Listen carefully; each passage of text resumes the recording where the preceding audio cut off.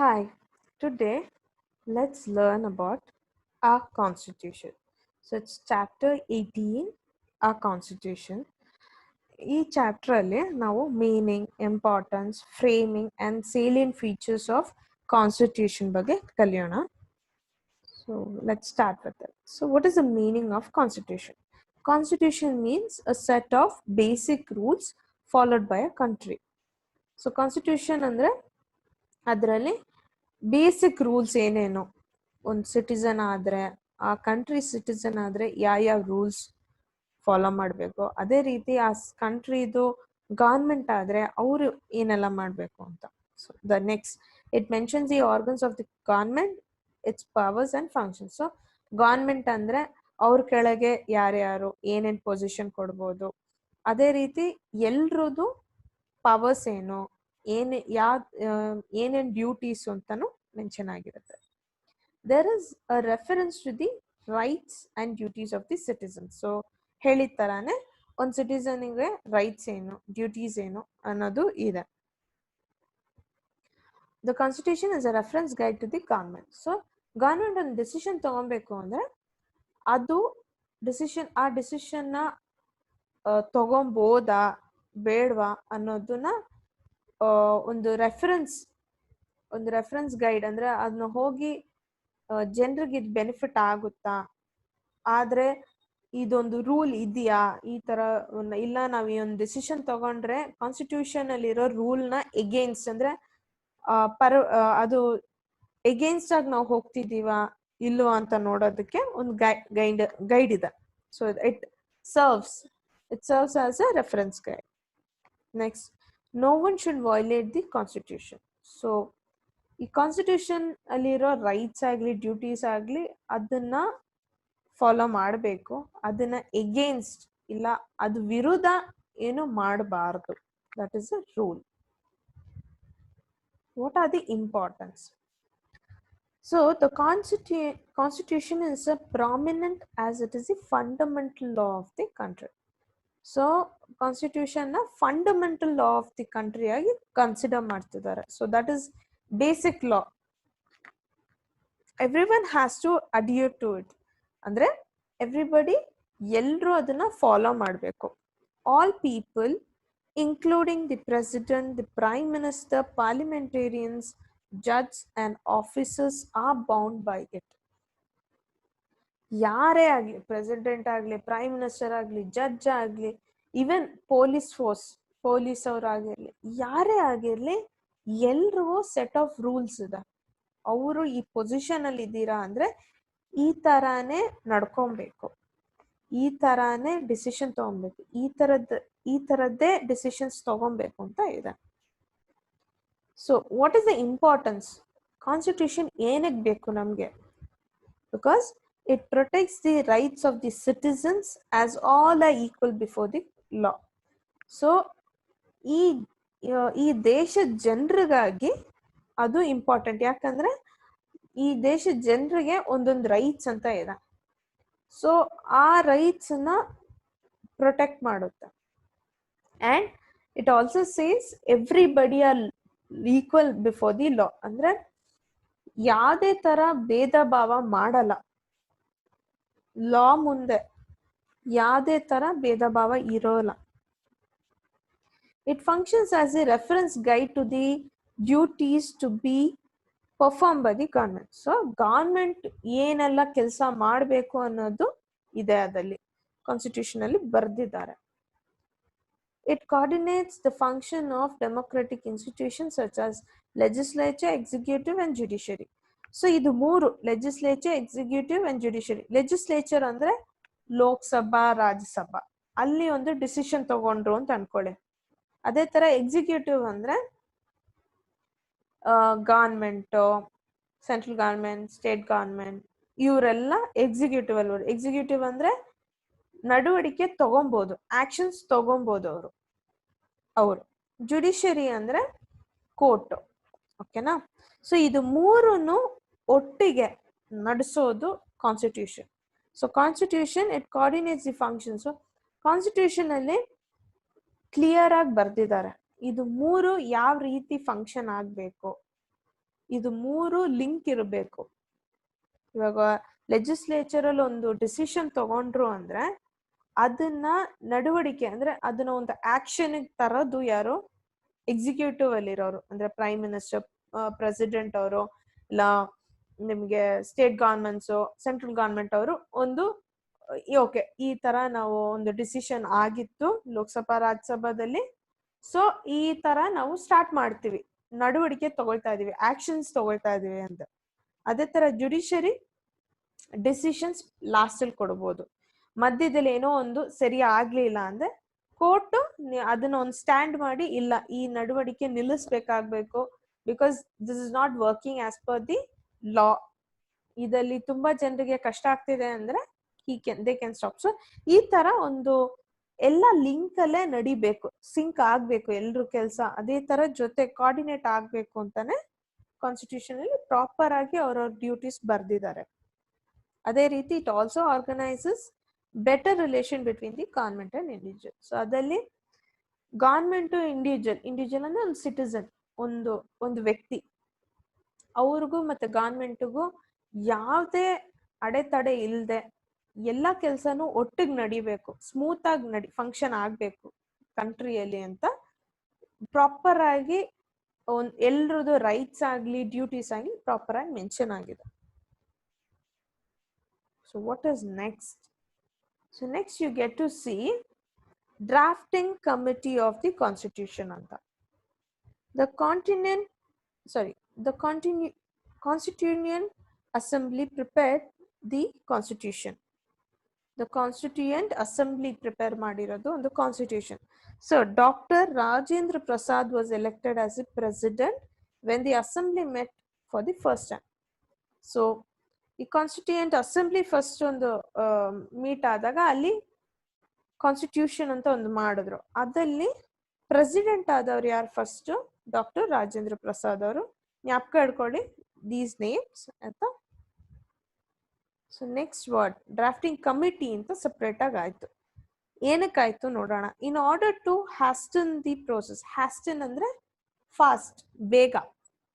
In order to hasten the process of preparing the constitution, the assembly created various committees. So constitution ಅಲ್ಲಿ ತುಂಬಾ ಕಾರ್ಯಗಳಿತ್ತು. ಒಬ್ರೊಬ್ರದ್ದು rights, ಒಂದು individual, ಒಂದು normal ಸಿಟಿಸನ್ಗೆ ಏನ್ rights ಇದೆ, ಒಂದು ಗವರ್ಮೆಂಟ್ ಆದ್ರೆ ಏನೇನ್ ಮಾಡ್ಬೇಕು, ಸೊ ಈ ತರ ತುಂಬಾ ಕೆಲ್ಸಗಳಿತ್ತು. ಸೊ ಇದನ್ನೆಲ್ಲ ಬೇಗ ಮುಗಿಸ್ಬೇಕು, ಒಂದು ಪ್ರಾಪರ್ ಆಗಿ ಬರ್ಬೇಕಂದ್ರೆ ತುಂಬಾ ಜನ ಬೇಕಾಗಿತ್ತು. ಸೊ ಹಾಗಾಗಿ ಅವ್ರೇನ್ ಮಾಡಿದ್ರು, ತುಂಬಾ ಕಮಿಟೀಸ್ ಕ್ರಿಯೇಟ್ ಮಾಡಿದ್ರು. It also created drafting committee. So ಅದಲ್ಲಿ ಡ್ರಾಫ್ಟಿಂಗ್ ಕಮಿಟಿ ಅಂತಾನು ಒಂದು ಕಮಿಟಿ ಕ್ರಿಯೇಟ್ ಆದ್ರು. ಅದ್ರದ್ದು ಚೇರ್ಮನ್ ಯಾರಾಗಿದ್ರು, ಡಾಕ್ಟರ್ BR ಅಂಬೇಡ್ಕರ್ ಅವರು. ಸೊ ಹಾಗಾಗಿ the constitution was adopted on January 26, 1950 and the constitution declared India as a republic. So what do you mean by republic ಅಂತ ಈಗಲೇ ಹೇಳ್ಬಿಡ್ತೇನೆ. ರಿಪಬ್ಲಿಕ್ ಅಂದ್ರೆ ಜನರು ಒಂದು ವೋಟ್ ಮಾಡಿ ಅವ್ರಿಗೆ ಬೇಕಾಗಿರೋ ಒಂದು ರಾಜಕಾರಣಿ ಆಗಿರ್ಬೋದು, ಒಂದು ಗವರ್ಮೆಂಟ್ ನ ಚೂಸ್ ಮಾಡೋ ಯಾವ ಕಂಟ್ರಿ ಆಗಿದ್ರು ಅದನ್ನ ರಿಪಬ್ಲಿಕ್ ಅಂತ ಹೇಳ್ತಾರೆ. ಓಕೆ. ಸೊ January 26, 1950 ಅಲ್ಲಿ ಇಂಡಿಯಾನ ರಿಪಬ್ಲಿಕ್ ಅಂತ ಡಿಕ್ಲೇರ್ ಮಾಡಿದ್ರು. Every year January 26th is marked as the Republic Day and it is a national festival. So January 26th, 1950. Okay, don't forget the year, that is important. So Constitution Day anta on November 26th, 1949 the Constitution was approved by the Constituent Assembly. Thus on November 26th every year the Constitutional Day is celebrated. So ನಾನು ಹೇಳಿದ ತರ constituent assembly ಒಂದು ಇದ್ದಿದ್ದು constitution ಬೇಕು ಅಂತ declare ಮಾಡೋದು. So ಇದೆಲ್ಲ ready ಆಗಿದ್ದು November 26, 1949 ಅಲ್ಲಿ ಕಾನ್ಸ್ಟಿಟ್ಯೂಯೆಂಟ್ ಅಸೆಂಬ್ಲಿ ಅವರು ಅಪ್ರೂವ್ ಮಾಡಿದ್ರು. ಇವ್ರು ಕಾನ್ಸ್ಟಿಟ್ಯೂಷನ್ ಏನ್ ಪ್ರಿಪೇರ್ ಮಾಡಿದ್ರು ಅದನ್ನ ಅಪ್ರೂವ್ ಮಾಡಿದ್ರು. ಸೊ ಅದನ್ನ ಎವ್ರಿ ಇಯರ್ ನವೆಂಬರ್ 26 ಅಂದು ಕಾನ್ಸ್ಟಿಟ್ಯೂಷನಲ್ ಡೇ ಅಂತ ಸೆಲೆಬ್ರೇಟ್ ಮಾಡ್ತಾರೆ. What next? According to the directive of the Constitution, the first general election of India were held between 1951 to 52. The parliament with bicameral legislature, Lok Sabha and Rajya Sabha, came into force in 1952. Okay. So, first general assembly evaga, when was it held in India? 1951 to 1952. 1950 ಅಲ್ಲಿ republic ಆಯ್ತು. ಅದಾಗಿದ ತಕ್ಷಣ next thing what they did was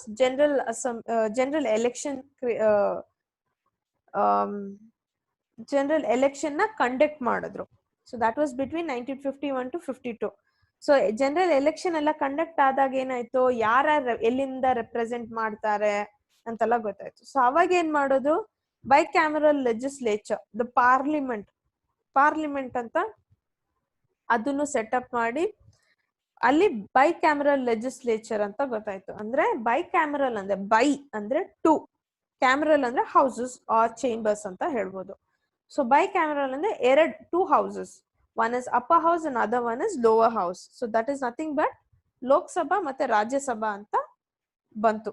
ಇಂಡಿಯಾದಲ್ಲಿ ಲೋಕಸಭಾ ಅಂತ Rajya Sabha. So ಇದರಲ್ಲಿ representatives ಯಾರ್ಯಾರು elect ಆದ್ರು ಅವ್ರನ್ನೆಲ್ಲ represent ಮಾಡಕ್ ಹೇಳಿ. that came into force in 1952. These years are very important, please do remember. Okay, so next ಏನಾಯ್ತು, preamble of constitution. So preamble ಅಂದ್ರೆ ಏನು? The Constitution of India begins with the preamble.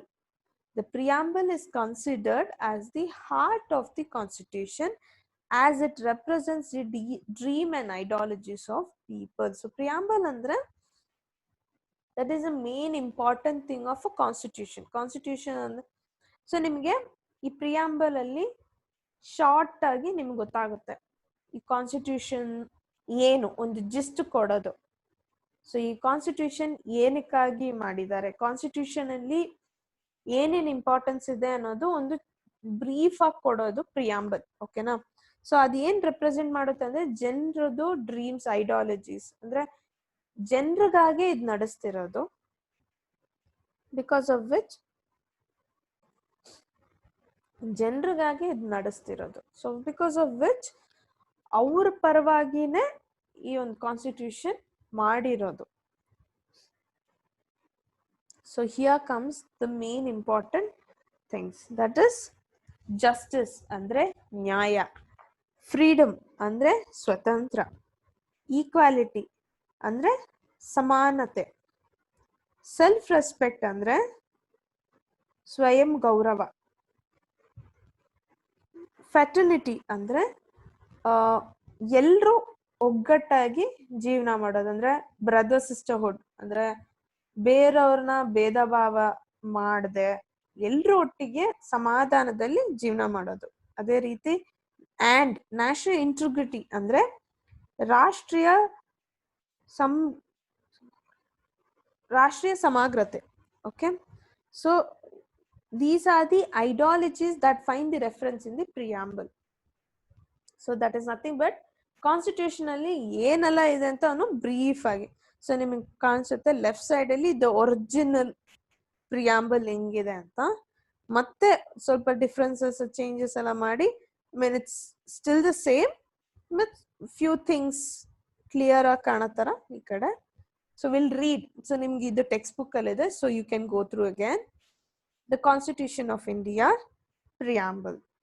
We, the people of India, having solemnly resolved to constitute India into a sovereign socialist democratic republic and to ensure that citizens have social, economic and political justice. So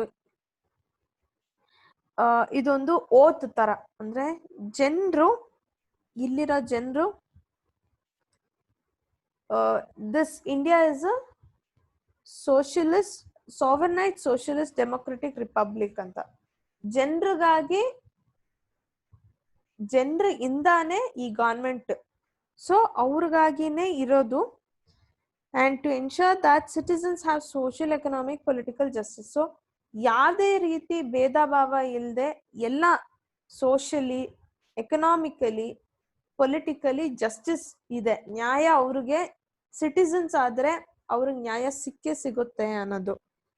ಅದೇ ರೀತಿ freedom of thought ಅಂದ್ರೆ ಸ್ವತಂತ್ರ, ಅಂದ್ರೆ ಒಂದು ನಿಮ್ಮ ಒಬ್ರು ಒಂದು ಏನಂತೀರಾ, ಎಲ್ರಿಗೂ ಒಂದು ಧೈರ್ಯ ಇದೆ, ಅದೇ ರೀತಿ ಅವರಿಗೆ ಸ್ವತಂತ್ರ ಇದೆ, ಅವ್ರಿಗೆ ಏನ್ ಬೇಕೋ ಅದು ಯೋಚನೆ ಮಾಡೋ ಸ್ವತಂತ್ರ ಇದೆ. Expression, belief, faith and worship. So ನೀವ್ ಅವ್ರಿಗೆ ಯಾವ್ದೇ ರೀತಿ ಬೇಕಾದ್ರೂ, ಯಾವ್ದೇ ಧರ್ಮ ಬೇಕಾದ್ರೂ ಅವರು ಪಾಲಿಸ್ಬೋದು. ಯಾರು ಬಂದು ನೀವು ಇದು ಮಾಡಬಾರ್ದು ಅಂತ ಹೇಳೋ ಅಧಿಕಾರ ಇಲ್ಲ. Equality of status and employment. So ಎಲ್ರಿಗೂ ಸಮಾನವಾಗಿ ಅದೇ ರೀತಿ ಕೆಲಸ ಮಾಡೋ ರೈಟ್ಸು ಇದೆ. And to promote among all the fraternity, ಅಂದ್ರೆ ಅದೇ ರೀತಿ ಎಲ್ರು ಒಟ್ಟಿಗೆ, ಅಂದ್ರೆ ಈ ವರ್ಗಕ್ಕೆ ಮಾತ್ರ ಈ ತರ ಪ್ರಿವಿಲೇಜ್ ಸಿಗುತ್ತೆ ಅಂತ ಅಲ್ಲ, ಈ ದೇಶದಲ್ಲಿರೋ ಎಲ್ರಿಗೂ ಸಮಾನವಾಗಿ ಎಲ್ಲ ಕಾರ್ಯಗಳು, ಕೆಲಸ ಆಗ್ಲಿ, ಒಂದು ದೇವ್ರನ್ನ ಪೂಜಿಸೋದಾಗ್ಲಿ, ಏನೇ ಆಗ್ಲಿ ಎಲ್ಲ ಒಟ್ಟಿಗೆ ಸಮಾಧಾನದಲ್ಲಿ ಮಾಡೋ ತರ. ಅದೇ ರೀತಿ assuring the dignity of the individual and unity and integrity of the nation. ಎಲ್ರಿಗೂ ಒಂದೇ ರೀತಿ ರೆಸ್ಪೆಕ್ಟ್ ಕೊಡೋದಾಗ್ಲಿ, ಅದೇ ರೀತಿ ಒಂದಾಗಿ ದೇಶದಲ್ಲಿರೋ ಎಲ್ರು ಒಟ್ಟಿಗೆ ಜೀವನ ಮಾಡೋ ಒಂದು ಸಮಾಧಾನ, ಅದಕ್ಕಾಗಿ ಅಂತಾನೆ ಕಾನ್ಸ್ಟಿಟ್ಯೂಷನ್ ಸ್ಟಾರ್ಟ್ ಮಾಡಿದ್ವಿ. In our constituent assembly this day of November 26, 1949 we adopt, enact and give ourselves this constitution. ಓಕೆನಾ? ಸೊ ಇದೊಂದು ಬ್ರೀಫ್ ಆಗಿ ಏನು ಕಾನ್ಸ್ಟಿಟ್ಯೂಷನ್ ಅಂದ್ರೆ ಏನು, ಅದ್ರಲ್ಲಿ ಏನೇನು ಇರುತ್ತೆ ಅನ್ನೋದನ್ನ ಬ್ರೀಫ್ ಆಗಿ ಈ ಪ್ರಿಯಾಂಬಲ್ ಅಲ್ಲಿ ಹೇಳಿರೋದು. What next? Salient features of constitution. So ಏನೇನು ಫೀಚರ್ಸ್ ಕಾನ್ಸ್ಟಿಟ್ಯೂಷನ್, ಏನೇನು features? First of all written constitution ಇದು, republic, fundamental rights and duties, secularism, independent judiciary, universal adult franchise, election system. So these are the 7 unique features. ಇದು proper ಆಗಿ ನೋಡ್ಕೊಳ್ಳಿ. ಇದನ್ನ ಮುಂದೆ ನಾವು explain ಮಾಡಕ್ ಸ್ಟಾರ್ಟ್ ಮಾಡೋಣ. Okay, the written constitution. So the Indian constitution is in the written form and is the lengthiest in the world. The structure, power and extent of power of 3 organs of the government such as legislature, executive, judiciary are explained. So first and foremost, ಈ Indian constitution ಬಂದ್ಬಿಟ್ಟು return form, ಬರ್ದಿರೋದು. It's not ಏನಂತೀರ ಇವಾಗಿರೋ ತರ computer ಅಲ್ಲಿ type ಮಾಡೋದು ಅವಾಗ ಇರ್ಲಿಲ್ಲ.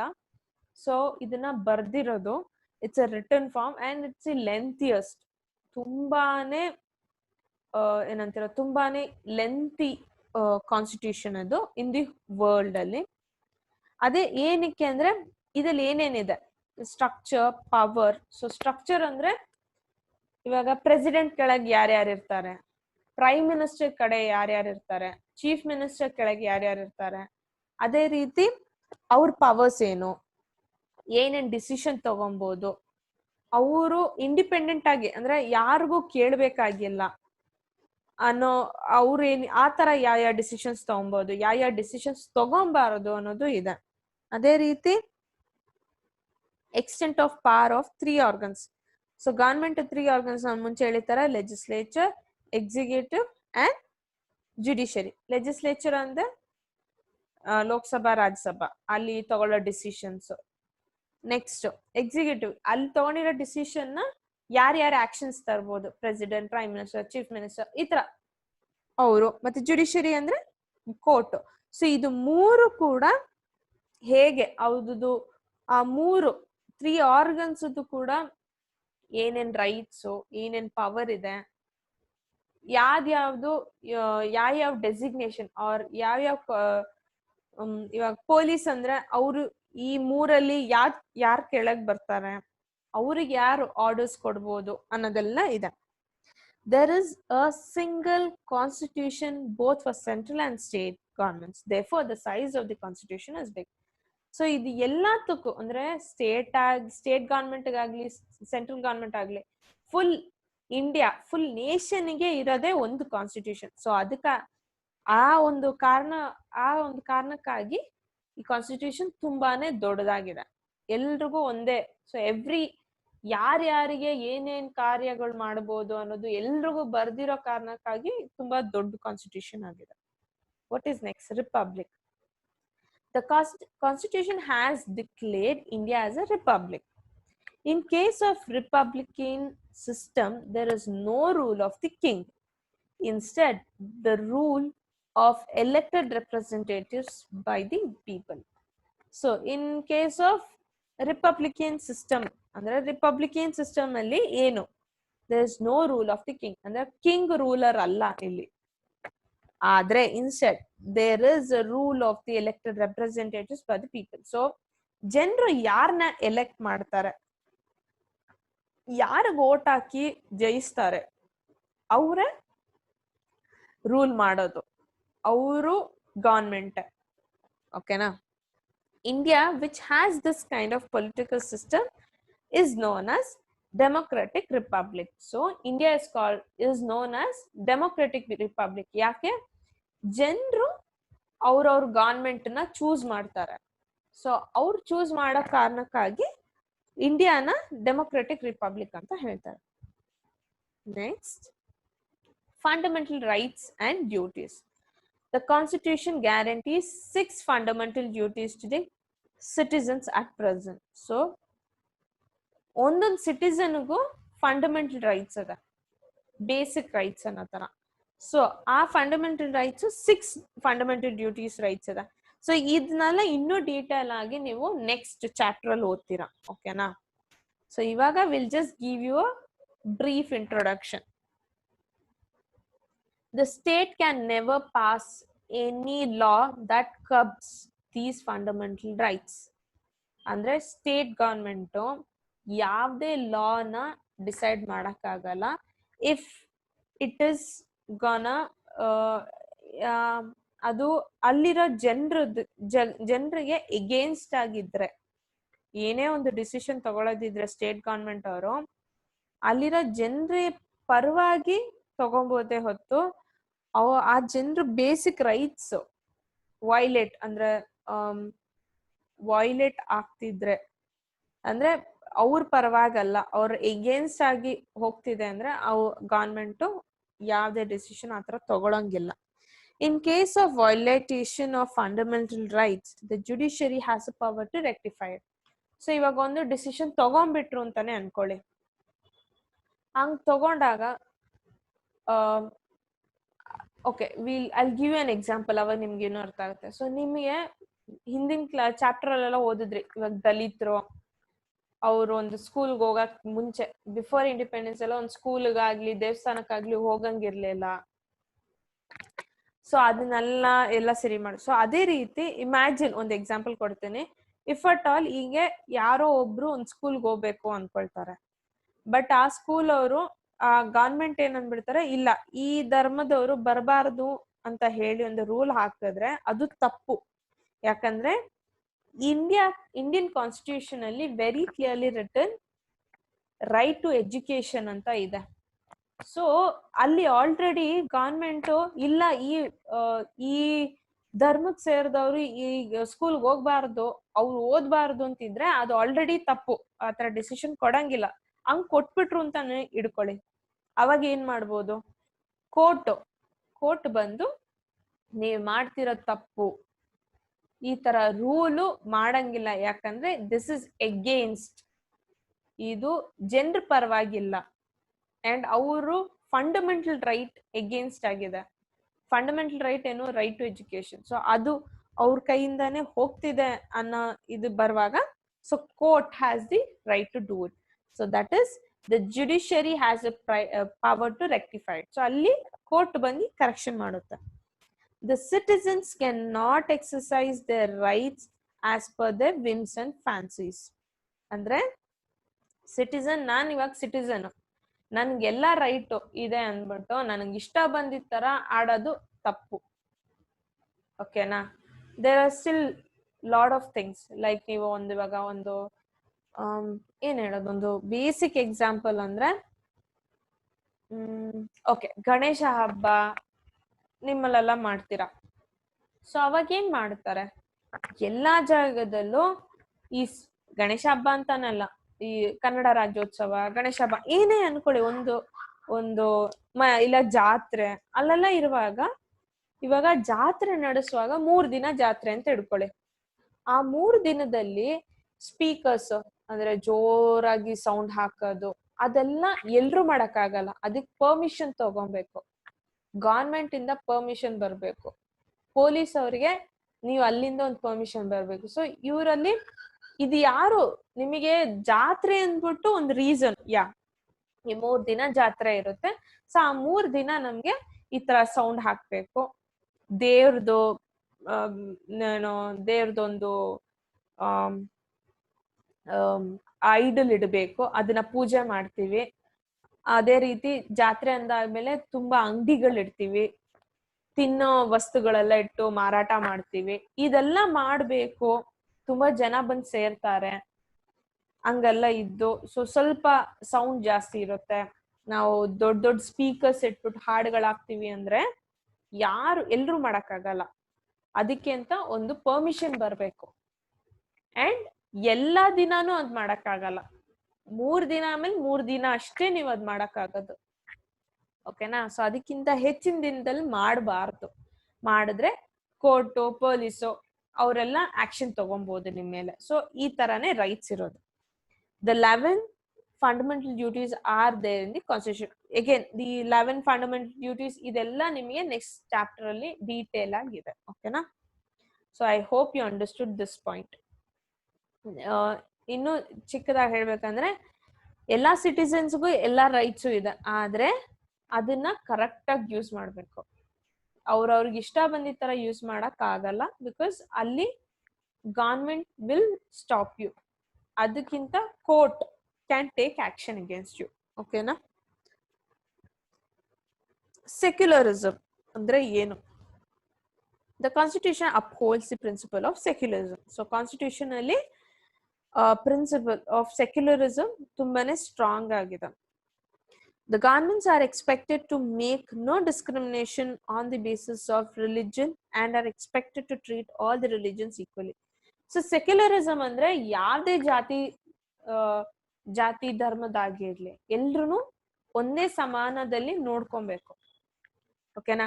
So ಗವರ್ಮೆಂಟ್ಗೆ ಅದೇ rule, ಯಾವುದೇ ಜಾತಿ ಧರ್ಮ ಯಾವುದೇ ಏನೇ ಇದಲ್ಲಿ ಆಗಿರ್ಲಿ ಅವರು, ಆದ್ರೆ ನಿಮ್ ಎಲ್ರು ಸಮಾನವಾಗಿ ನೋಡ್ಕೊಬೇಕು. ಸೊ ನಿಮ್ಗೆ ಒಂದು ಚಿಕ್ಕ ಇದು ಹೇಳ್ಬಿಡ್ತೀನಿ. ಕಾನ್ಸ್ಟಿಟ್ಯೂಷನ್ ಅಂತ ಬಂದಿದೆ ಏನಕ್ಕೆ ಅಂದ್ರೆ, ನೀವು ನೋಡಿರ್ತೀರಾ, ನೀವು ಪ್ರೀವಿಯಸ್ ಚಾಪ್ಟರ್ಸ್ ಎಲ್ಲ ಓದಿದ್ರಲ್ಲ, ಅದ್ರಲ್ಲಿ ನಿಮ್ಗೆ ಗೊತ್ತಾಗಿರುತ್ತೆ ಜನರಿಗೆ ಎಷ್ಟು ಕಷ್ಟ ಆಗ್ತಿತ್ತು. ಒಂದು ಜಾತಿದಲ್ಲಿ ಊರು ಒಂದು ಜಾತಿಗೆ ಸೇರಿದವರು ಅಂದ್ರೆ ಅವ್ರನ್ನ ಆ ಒಂದು ದೇಶದಿಂದಾನೇ, ಅಂದ್ರೆ ನೀವು ಒಂದು ಜಾಗದಲ್ಲಿ ಅವ್ರು ಇರ್ತಾ ಇದ್ರೆ ಅವ್ರನ್ನೇ ಬೇರೆಯಾಗಿ ಇರ್ಸೋದು, ಅವ್ರಿಗೆ ಓದೋದಕ್ಕೆ ಅವಕಾಶ ಕೊಡ್ತಿರ್ಲಿಲ್ಲ, ಕೆಲಸ ಮಾಡಕ್ ಅವಕಾಶ ಕೊಡ್ತಿರ್ಲಿಲ್ಲ. ಸೊ ಇದೆಲ್ಲ ಆದಾಗ ಎಲ್ರು ಅಲ್ಲಿ ತುಂಬಾ ಜನ ಸೇರಿದ್ರು. ಅವರೆಲ್ಲ ಸೇರಿ ಸ್ಪೆಷಲಿ ಇದ್ದಿದ್ದು ಲೀಡರ್ಸ್ ಅವಾಗಿಂದು, ಲೈಕ್ ರಾಜೇಂದ್ರ ಪ್ರಸಾದ್ ಅವರು, BR ಅಂಬೇಡ್ಕರ್ ಅವರು. ಸೊ ಇವರೆಲ್ಲ ಸೇರ್ಕೊಂಡು ಒಂದು ಡಿಸಿಷನ್ ತಗೊಂಡ್ರು, ಕಾನ್ಸ್ಟಿಟ್ಯೂಷನ್ ಅಂತ ಮಾಡ್ತಿದೀವಿ, ಅದ್ರಲ್ಲಿ ಏನು ಯಾವ್ದೇ ಜಾತಿ ಧರ್ಮ ಆಗಿರ್ಲಿ ಯಾರಿಗೂ ಭೇದ ಭಾವ ಇಲ್ದೆ ನಾವು ನಡೆಸ್ಬೇಕು. ಎಲ್ಲಾ ಜನರು, ಅವ್ರಿಗೆ ದುಡ್ಡು ಇರ್ಲಿ ದುಡ್ಡು ಇಲ್ದೇ ಇರ್ಲಿ, ಅವ್ರಿಗೆ ಅವ್ರ ಸ್ವಂತ ಭೂಮಿ ಇರ್ಲಿ ಇಲ್ದೇ ಇರ್ಲಿ, ಅವ್ರಿಗೆಲ್ರಿಗೂ ಸಮಾನವಾಗಿ ಈಕ್ವಲ್ ರೈಟ್ಸ್ ಬರ್ಬೇಕು. ಅದಕ್ಕಾಗಿಂತಾನೆ ಕಾನ್ಸ್ಟಿಟ್ಯೂಷನ್ ಸ್ಟಾರ್ಟ್ ಮಾಡಿದ್ದು. ಸೊ ಅದ್ರಲ್ಲಿ ಒಂದು ಪಾಯಿಂಟ್ ಏನು, ಸೆಕ್ಯುಲರಿಸಮ್. ಅಂದ್ರೆ ನೀವ್ ಯಾವ್ದೇ ಜಾತಿ ಧರ್ಮದಾಗಿರ್ಲಿ, ನಿಮ್ನ ಎಲ್ರು ಗೌರ್ಮೆಂಟ್ ಆಗಿರ್ಲಿ, ಈ ದೇಶದಲ್ಲಿ ಯಾರೇ ಆಗಿರ್ಲಿ, ಯಾರು ನಿಮ್ನ ಭೇದ ಭಾವ ಮಾಡದೆ ಎಲ್ಲ ಸಮಾನವಾಗಿ ನಡೆಸ್ಬೇಕು ಅಂತ ಇದೆ. Every citizen is at freedom to practice religion of his choice and faith. ಅಂದ್ರೆ ಯಾವ್ದೇ ಒಂದು ಮನುಷ್ಯ ಅವನಿಗೆ ಯಾವ ಧರ್ಮ ಇಷ್ಟವಾಗುತ್ತೋ ಆ ಧರ್ಮನ ಪಾಲಿಸೋ right ಅವನಿಗಿದೆ. The government has the authority to control the freedom to practice one's religion in the interest of public interest. So government has the authority to control the freedom to practice one's religion in the interest. So government ಒಂದೇ ಇರೋದು, ಒಂದು ಮನುಷ್ಯನಿಗೆ ಯಾವ ಧರ್ಮನ ಅವನ್ ಧರ್ಮನ ಪಾಲಿಸ್ಬೋದು, ಅವ್ರನ್ನ stop ಮಾಡೋದಿಲ್ಲ. ಆದ್ರೆ ಯಾವ್ದು ಮಿತಿ ಮೀರಿ ಹೋಗ್ಬಾರ್ದು. ಮಿತಿ ಮೀರಿ ಹೋಗೋದು ಅಂದ್ರೆ ಇವಾಗ ನಿಮಗೆ ಒಂದು ಮನುಷ್ಯನಿಗೆ ಅವನ್ ಧರ್ಮ ಇಷ್ಟ, ಅವ್ನ್ ಮಾಡ್ಬೋದು. ಆದ್ರೆ ಅವನ್ ಬೇರೆಯವ್ರನ್ನ ಫೋರ್ಸ್ ಮಾಡಿ ನೀನ್ ಈ ಧರ್ಮನೇ ಪಾಲಿಸ್ಬೇಕು ಅಂತ ಹೇಳೋ ಅಧಿಕಾರ ಇಲ್ಲ. ಆ ಟೈಮಲ್ಲಿ ಆ ತರ ಫೋರ್ಸ್ ಮಾಡಿದ್ರೆ ಬೇರೆ ಗೌರ್ಮೆಂಟ್ ಬಂದು ಇಂಟರ್ಫಿಯರ್ ಆಗ್ತಾರೆ. So what is next? Independent judiciary. The judiciary is independent of executive and legislature and has adequate powers. Neither the government nor the parliament can interfere the functioning of judiciary. So ಇದಂದ್ರೆ ಏನು? Judiciary ಅಂದ್ರೆ ನಾನು ಹೇಳಿದೆ court ಅಂತ. So court ಅವ್ರಿಗೆ ಅವ್ರ functioning ಅಂದ್ರೆ ಅವ್ರು ತಗೊಳ್ಳೋ ಡಿಸಿಷನ್ ಯಾವ್ದು ಎಕ್ಸಿಕ್ಯೂಟಿವ್ ಅಂದ್ರೆ president, prime minister, chief minister ಇವರಾಗ್ಲಿ, ಇಲ್ಲ ಲೆಜಿಸ್ಲೇಚರ್ ಲೋಕಸಭಾ ರಾಜ್ಯಸಭಾದಲ್ಲೂ ಕೂಡ ಯಾರು ಕೋರ್ಟ್ ಒಂದು ಆರ್ಡರ್ ತಗೊಳ್ತಿದ್ದಾರೆ ಅಂದ್ರೆ ಅದನ್ನ ಸ್ಟಾಪ್ ಮಾಡೋ ಅಧಿಕಾರ ಯಾರಿಗೂ ಇಲ್ಲ. ಓಕೆನಾ? All are equal before the court of law and all have rights for justice in the principle of judiciary. So court ಅಲ್ಲಿ ಹೋದ್ರೆ ಎಲ್ರು ಸಮ. ನೀವು ಏನಂತೀರಾ IAS ಆಫೀಸರ್ ಆಗಿರ್ಬೋದು, ಇಲ್ಲ ನೀವು ಒಂದು ಸ್ಕೂಲ್ ಟೀಚರ್ ಆಗಿರ್ಬೋದು, ಇಲ್ಲ ನೀವು ಒಂದು ಸ್ಟೂಡೆಂಟೇ ಆಗಿರ್ಬೋದು. ಆದ್ರೆ ನಿಮ್ಗೆಲ್ರಿಗೂ ಲಾ ಒಂದೇ, ಎಲ್ರು ಸಮಾನವಾಗಿ ನೋಡುತ್ತಾರೆ. ನೀವ್ ಯಾರನ್ನು ಭೇದ ಭಾವದಲ್ಲಿ ನೋಡ್ರ ಇವರು IAS ಆಫೀಸರ್ ಸೊ ನಾವು ಇವ್ರನ್ನ ಯೋಚನೆ ಇಲ್ಲ, ಎಲ್ರು ಸಮವಾಗಿ ನೋಡ್ತಾರೆ. ಅಂಡ್ ಎಲ್ರಿಗೂ ನ್ಯಾಯ ಕೊಡ್ಬೇಕು. ಅದೇ ಕೋರ್ಟಿನ ಒಂದು ನೋಷನ್ ಇಲ್ಲ ಅವ್ರದ್ದೊಂದು ಥಾಟ್ ಏನಂದ್ರೆ ಎಲ್ರಿಗೂ ನ್ಯಾಯ ಸಿಗ್ಬೇಕು ಅನ್ನೋದೇ ಅದಕ್ಕಾಗಿಯೇ ಕೋರ್ಟ್ ಇರೋದು. The decision of Supreme Court is final and all are expected to adhere to it. So supreme court ಅನ್ನೋದು ಲಾಸ್ಟ್. ಅವ್ರು ಒಂದು ಡಿಸಿಷನ್ ಹೇಳಿದ್ರೆ ಯಾರೇ ಆಗಿರ್ಲಿ ಅದನ್ನ ಪಾಲಿಸ್ಲೇಬೇಕು. ಓಕೆನಾ? ನೆಕ್ಸ್ಟ್, ಯೂನಿವರ್ಸಲ್ ಅಡಲ್ಟ್ ಫ್ರಾಂಚೈಸ್ ಅಂದ್ರೆ ಏನು? ಯೂನಿವರ್ಸಲ್ ಅಂದ್ರೆ ಎಲ್ರು, or universal is all over ಅನ್ನೋತರ. ಅಡಲ್ಟ್ ಅಂದ್ರೆ ಯಾರೇ 18 ವಯಸ್ಸಿಗಿಂತ ಮೇಲಿರೋರು ಅವರು ವೋಟ್ ಮಾಡ್ಬೋದು. Okay, franchises you can give a vote. So the system of electing representative through voting of adult members, that is 18 years and above, is called as universal adult franchise. ಅಂದ್ರೆ 18 ವಯಸ್ಸಿಗಿಂತ ಮೇಲು ಇಲ್ಲ 18 ವಯಸ್ಸು ಆದ್ರೇನು ಅವರು ವೋಟ್ ಮಾಡ್ಬೋದು. ಅವ್ರು vote ಮಾಡೋ ಅಧಿಕಾರ ಅವ್ರಿಗಿದೆ. ಅವ್ರು ಏನಕ್ಕೆ ವೋಟ್ ಮಾಡೋದು? ಅವರ ರಾಜಕಾರಣಿ ಅವ್ರಿಗೆ ಬೇಕಾಗಿರೋ ಅಧಿಕಾರಿನ ಚೂಸ್ ಮಾಡಕ್ಕೆ. Okay, all citizens are eligible for voting without any discrimination. Then a good government comes to power. So ಎಲ್ರು ಈ ದೇಶದಲ್ಲಿರೋ ಎಲ್ಲ ಸಿಟಿಸನ್ ವೋಟ್ ಮಾಡ್ಲೇಬೇಕು. ಅವ್ರು 18 ವಯಸ್ಸಿಗಿಂತ ಮೇಲಿರೋರು ಎಲ್ರು ವೋಟ್ ಮಾಡಿದ್ರೇನೆ ಒಳ್ಳೆ ಗವರ್ಮೆಂಟ್ ಬರೋದು, ನಮಗಾಗಿ ಕೆಲಸ ಮಾಡೋ ಒಂದು ಗವರ್ಮೆಂಟ್ ಬರ್ತಾರೆ ಅಂತ.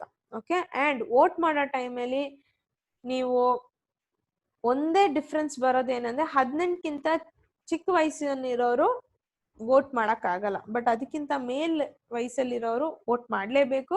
ಅಂಡ್ ಅವ್ರು ವೋಟ್ ಮಾಡುವಾಗ ಯಾರು ಅವ್ರನ್ನ ತಡಿಯಕ್ ಆಗಲ್ಲ. ಓಕೆನಾ, ಅವರಲ್ಲಿ ಯಾವ್ದೇ ಭೇದ ಭಾವ ಬರಲ್ಲ, ಮಾಡಂಗೂ ಇಲ್ಲ ಅವರು. Next and the last, election system ಅಂದ್ರೆ ಏನು? India is the largest democracy in the world. In the past 7 decades ನಮ್ ಟೆಕ್ಸ್ಟ್ ಬುಕ್ ಅಲ್ಲಿ 6 decades ಅಂದ್ರೆ, ಡೆಕೆಟ್ ಅಂದ್ರೆ ಒಂದು ಡೆಕೆಟ್, 1 decade is equal to 10 years. So 7 decades ಅಂದ್ರೆ 70 years. ಓಕೆನಾ, in past 7 decades periodic elections have been conducted. The system of democracy has been adequately deep rooted in our country. It is still a satisfactory system in spite of certain demerits. So ಈ election ಅಂದ್ರೆ ಏನು? ಜನರು ಅವ್ರಿಗೆ ಬೇಕಾಗಿರೋ government ನ ಅವ್ರು choose ಮಾಡಿ elect ಮಾಡ್ತಾರೆ. ಸೊ ಅವ್ರು ಯಾರು ವೋಟ್ ಹಾಕ್ತಾರೋ, ಯಾರು ಜಾಸ್ತಿ ವೋಟ್ ಹಾಕ್ತಾರೋ ಅವರೇ ಅಲ್ಲಿರೋ ಗವರ್ಮೆಂಟ್ ಆಗ್ತಾರೆ. ಸೊ ಈ ಒಂದು ಎಲೆಕ್ಷನ್ ಸಿಸ್ಟಮ್ ಜನರಿಗೆ ಪವರ್ ಕೊಡುತ್ತೆ, ನೀವು ನಿಮ್ಮ ಅಧಿಕಾರಿಗಳನ್ನ ನೀವು ಚೂಸ್ ಮಾಡಿ ಅಂತ. ಸೊ ಹೀಗಾಗಿ this is one of the ಏನಂತೀರಾ, one of the main event in the whole country. Event ಅಂದ್ರೆ ಎಲೆಕ್ಷನ್ ಆಗೋದಿರೋದ ಕಾರಣನೇ ಈ ಒಂದು ಅಧಿಕಾರಿಗಳು ನಮಗೆ ಗವರ್ಮೆಂಟ್ ನ ನಾವು ಚೂಸ್ ಮಾಡ್ತಿರೋದು, ಆ ಒಂದು ಕಾರಣನೇ ಈ ದೇಶ ನಡೀತಾ ಇರೋದು. So election system is a very important thing. Okay, so ಮತ್ತೆ ನ್ಯೂ ಟರ್ಮ್ಸ್ ಏನೇನ್ ಬಂತು ನೋಡೋಣ. Drafting committee of constitution. The committee had prepared a draft constitution and placed in the constituent assembly for discussion and approval. So drafting committee ಅಂತ ಒಂದು ಹೊಸದಾಗಿ start ಆಗಿತ್ತು, ಅದನ್ನ ಇನ್ನೂ ಅಪ್ರೂವಲ್ ಡಿಸ್ಕಷನ್ ನಡೀತಾ ಇದೆ, ಇನ್ನೊಂದು ಅಪ್ರೂವಲ್ ನಡೆಯೋದಿದೆ. ಯಾಕಂದ್ರೆ ಆ ಒಂದು ಕಾನ್ಸ್ಟಿಟ್ಯೂಷನ್ ಸ್ಟಾರ್ಟ್ ಮಾಡಿದಾಗ ಫಸ್ಟ್ ಅಂಡ್ ಫಾರ್ಮೋಸ್ಟ್ ಆ ಒಂದು ಟೈಮಲ್ಲಿ ಅವಾಗಿದ್ದ ಸಿಚುವೇಶನ್ ಹೇಗಿದೆ ಅದ್ ಪ್ರಕಾರ ಎಲ್ಲ ಡ್ರಾಫ್ಟ್ ಆಗಿತ್ತು. ಇವಾಗ ಆಲ್ಮೋಸ್ಟ್ 70+ years ಆಯ್ತು ಇಂಡಿಪೆಂಡೆನ್ಸ್ ಸಿಕ್ಕಿ. ಸೊ ಇವಾಗ ಇಷ್ಟರಲ್ಲಿ ಎಷ್ಟೊಂದು ಡಿಫ್ರೆನ್ಸಸ್, ಎಷ್ಟೊಂದು ಚೇಂಜಸ್ ಆಗಿದೆ ದೇಶದಲ್ಲಿ. ಸೊ ಅದ್ರ ಪ್ರಕಾರ ಇನ್ನೂ ಸ್ವಲ್ಪ ಡಿಫ್ರೆಂಟ್ ಆಗಿ ಬರ್ಬೇಕು, ಇನ್ನೂ ಸ್ವಲ್ಪ ಆಡ್ ಮಾಡಕ್ಕಿದೆ. ಚೇಂಜಸ್ ಅಂದ್ರೆ ಆಡ್ ಮಾಡೋದು ಏನಾದ್ರು ಇದೆ ಅಂತ ಇದ್ರೆ ಅದನ್ನ ಅವ್ರು ಇನ್ನು ಅಪ್ರೂವಲ್ ಡಿಸ್ಕಸ್ ಮಾಡ್ತಾ ಇದ್ದಾರೆ. ಅಪ್ರೂವಲ್ ಇನ್ನು ಅಪ್ರೂವ್ ಆಗಿಲ್ಲ. So next thing is democratic, the rule of the people. Democratic ಅಂದ್ರೆ ಜನರು ಆಳೋ ಒಂದು power, that is democratic. Okay, so great. So ಇಲ್ಲಿವರೆಗೂ ನಾನು ಒಂದು ಜಿಸ್ಟ್ ಹೇಳ್ಬಿಡ್ತೀನಿ. ಕಾನ್ಸ್ಟಿಟ್ಯೂಷನ್ ಅಂದ್ರೆ ಏನಕ್ಕೆ ಸ್ಟಾರ್ಟ್ ಮಾಡಿದ್ರು ಕಾನ್ಸ್ಟಿಟ್ಯೂಷನ್ ಅನ್ನೋದು, ಬಿಕಾಸ್ ಆ ಕಾನ್ಸ್ಟಿಟ್ಯೂಷನ್ ಒಂದು ಸ್ಟಾರ್ಟ್ ಮಾಡಿದ್ರೆ ಕಾನ್ಸ್ಟಿಟ್ಯೂಷನ್ ಅಲ್ಲಿ ನಿಮಗೆ ಎಲ್ಲಾ ರೂಲ್ಸ್ ಅಂಡ್ ರೆಗ್ಯುಲೇಷನ್ಸ್ ಬರ್ದಿರ್ತಾರೆ. ಯಾರ್ಯಾರು ಏನೇನ್ ಮಾಡ್ಬೇಕು, ಯಾರ್ಯಾರಿಗೆ ಎಷ್ಟೆಷ್ಟು ರೈಟ್ಸ್ ಇದೆ, ಏನೇನ್ ಪವರ್ಸ್ ಇದೆ ಅಂತ. ಸೊ ಅದನ್ನ ಮೀರಿ ಯಾರು ಏನು ಮಾಡಕ್ಕೂ ಆಗಲ್ಲ. ಹಂಗೇನ ಮಾಡಿದ್ರೆ ಕೋರ್ಟ್ ಇದ್ದಾರೆ, ಕೋರ್ಟ್, ಪೊಲೀಸ್, ಎನಿಥಿಂಗ್ ಅವರೆಲ್ಲ ಹೆಲ್ಪಿಗೂ ಇರ್ತಾರೆ. ಅದೇ ರೀತಿ ಕಾನ್ಸ್ಟಿಟ್ಯೂಷನ್ ಅಂತ ಏನಕ್ಕೆ ಮಾಡಿದ್ರು, ಈ ಇಂಡಿಪೆಂಡೆನ್ಸ್ಗಿಂತ ಮುಂಚೆ ಎಲ್ರು ಎಕ್ಸ್ಪ್ಲಾಯ್ಟ್ ಮಾಡೋದಾಗ್ಲಿ, ತುಂಬಾನೇ ಅಂದ್ರೆ ಬೇರೆ ಧರ್ಮದವರಾದ್ರೆ ಅವ್ರನ್ನ ಕಷ್ಟ ಕೊಡೋದು, ಅದೇ ರೀತಿ ಅವರು ಬೇರೆ ಅಂದ್ರೆ ಕೀಳು ಜಾತಿ ಮೇಳು ಜಾತಿ ಅಂತ ಹೇಳಿ ತುಂಬಾನೇ ಭೇದ ಭಾವ ನಡೆಸ್ತಾ ಇದ್ರು. ಇದೆಲ್ಲ ಇರಬಾರ್ದು, ಎಲ್ರೂ ಎಲ್ರಿಗೂ ಸಮವಾಗಿ ಎಲ್ಲಾ ರೈಟ್ಸ್ ಆಗ್ಲಿ, ಅದೇ ರೀತಿ ಎಲ್ರಿಗೂ ಒಂದು ರೆಸ್ಪೆಕ್ಟ್ ಇರ್ಬೇಕು ಅಂತ ಎಲ್ಲ ಮಾಡಿ. ಅಂಡ್ ಅದಷ್ಟೇ ಅಲ್ಲ, ಒಂದ್ ದೇಶ ನಡೆಸೋದು ಅಂದ್ರೆ ಅವ್ರಿಗೆ ಬೇಕಾಗಿರೋ ಈಕ್ವಲ್ ಅವ್ರಿ ಯಾರ್ಯಾರು ಯಾವ ಕೆಲಸ ಮಾಡ್ಬೇಕು ಅದ್ ಬಿಟ್ಟು ಬೇರೆ ಕೆಲಸ ಮಾಡಬಾರ್ದು ಅಂತಾನು ರೂಲ್ಸ್ ಬೇಕಾಗಿತ್ತು. ಸೊ ಇದೆಲ್ಲ ನೋಡಿ ಕಾನ್ಸ್ಟಿಟ್ಯೂಷನ್ ಸ್ಟಾರ್ಟ್ ಮಾಡಿದ್ರು. ಸೊ ಈ ಕಾನ್ಸ್ಟಿಟ್ಯೂಷನ್ ಅಲ್ಲಿ ನಿಮ್ಗೆ ಬೇಕಾಗಿರೋ ಯಾರ್ಯಾರ್ದು ಏನೇನ್ ರೂಲ್ಸು, ಕಾನ್ಸ್ಟಿಟ್ಯೂಷನ್ ಅಲ್ಲಿ ಏನೆಲ್ಲ ಇದೆ, ಯಾವ್ಯಾವ ಎಲಿಮೆಂಟ್ ಎಷ್ಟು ಇಂಪಾರ್ಟೆಂಟ್ ಅಂತ ಹೇಳಿದ್ರು. ಓಕೆನಾ? So that's it for the day.